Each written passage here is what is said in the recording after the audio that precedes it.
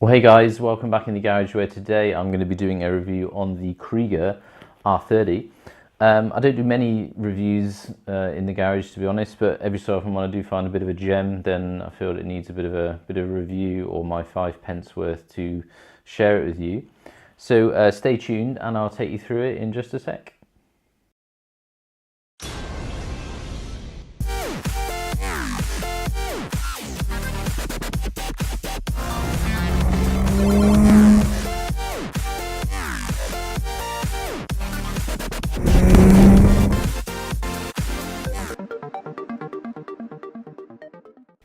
So here we have the Kriega R30.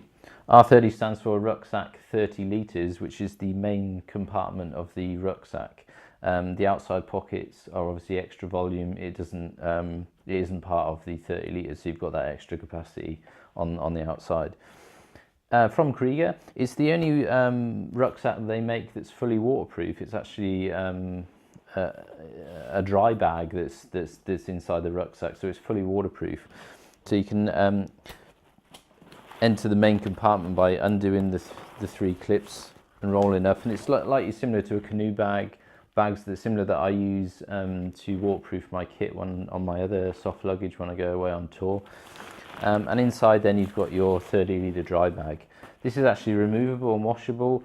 If you know, you were to get it dirty over a time, it's machine washable.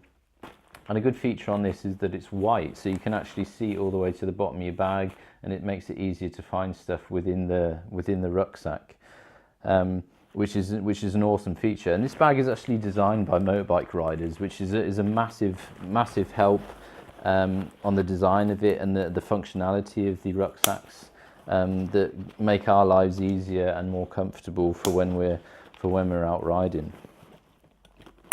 So that's the main storage compartment, and on this one it's got the two upper and lower outside pockets, which aren't waterproof, but you know, that's not too much of an issue. They are sort of waterproof or water resistant. They've got the YKK zippers on it, which are actually water resistant. There's no water going to get in there, but it will soak through into the pockets on this bag.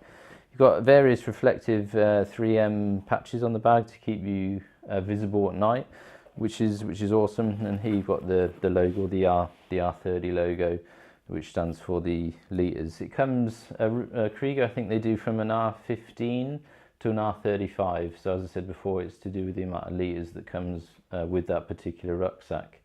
So do check them out. This was the biggest one, but they now do an R35, I think, which is probably too big for me for a day rucksack. So I've gone with the R30, and particularly because it's waterproof, then I can take my camera gear and whatnot on a ride. If it was to rain, then that's then waterproofed. I'm trying to get away from using my panniers all the time, and just to get out with day sacks and soft luggage is my way of thinking.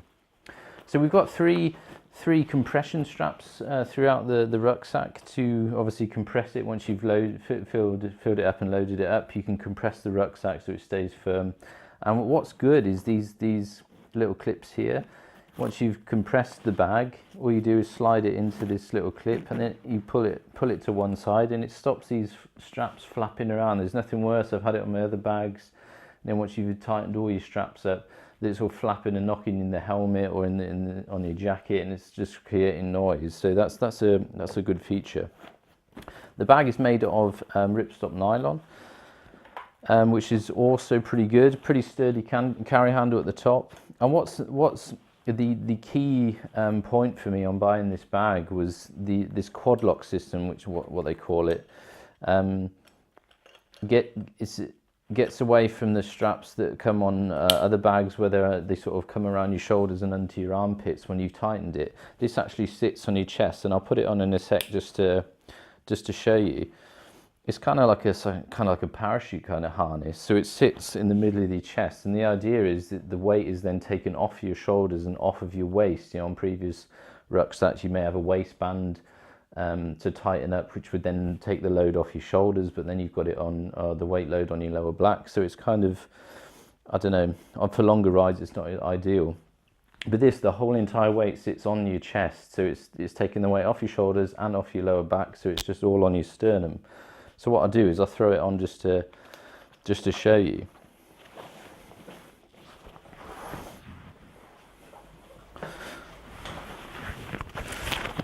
So once you've actually got it onto your body, you can adjust the height of the straps using these two, the top, and they're actually, you probably can't see it on camera, but there's actually white dots on the straps to help you align the straps up, so you got it both on the same side, the height wise I mean.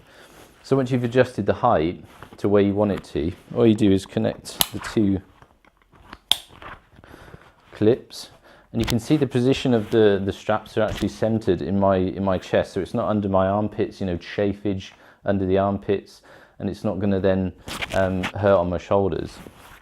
So we're centered on the chest, and all you do now, instead of a waistband, a waist strap like I have on my other bag, you've got these two adjusters here, one here and one on the other side with two toggles on. So all you do to loosen it is pull them to the rear, and then it's loosened. And then all you do to tighten it up is pull it towards you, and that's me set. So I haven't got a strap now on my waist, and all the weight now is in the center of my chest. And if you look, I don't know if you can see with my hoodie on it, these straps are actually loose. There's actually a gap under the strap to my shoulder, so it's not actually sat on my shoulders. As I said, all the weight is on the center of my chest. So awesome, so well designed. And as I said, it's designed by bikers, so it's been geared around the needs and preferences we have for rucksacks when we're riding. So that's it on. And the good thing about it is once you've adjusted everything, height of the straps and the tension on the front, you can actually remove the bag and put it back on without having to actually loosen it or readjust it. You know, on previous bags, once you tighten it all up and you're ready to go and you want to take the bag off, you have to loosen the shoulder straps, take off your center chest strap, and then loosen up the waist strap to get it off. With this, all you do is just take it off, open the clips, and that's it. Look how much room you've got there to get your arm in and out, and even with the jacket on, it's no problem.